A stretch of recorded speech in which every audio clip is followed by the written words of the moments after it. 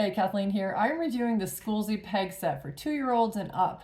Now stick with me because I'm going to show a couple things that I love about it, a couple things that were a little bit challenging, and one thing that I wish I had known before I started using it. Okay, so positives. This set has 12 vibrant colors, 12 different shapes, very appealing to the kids. My granddaughter was like, whoa, what's that? I want to play with that. So we've played with this a number of times, and there's this little pegboard. This board is a dense foam, so it's great for these pegs. Do I think a child could break this in half? I think a child could break this in half if they wanted to. Just saying.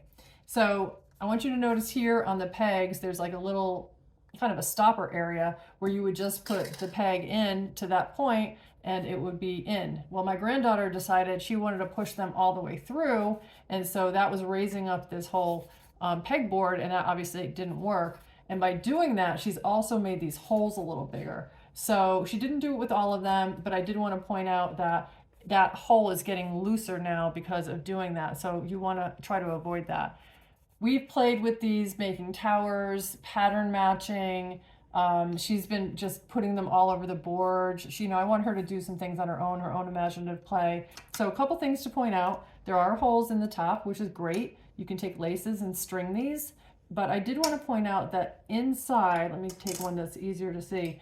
These are easy to clean, but if you get anything junked up inside here, dried food or dirt or whatever, wherever the kids are playing, then that may be harder to get out, but I think soaking them or putting them in the dishwasher might work for that.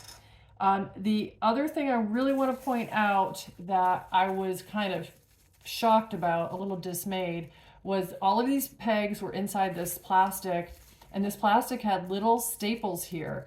And so I kind of went in, because they were tiny, tiny staples, and I did puncture my finger a little bit with one of the staples. So be careful of that when you're opening this up. Get rid of those staples, obviously away from the kids, before you start playing with this. But that was my only thing. The toy itself is wonderful. We absolutely love it. And my granddaughter's almost 4, still playing with it. So it's a keeper.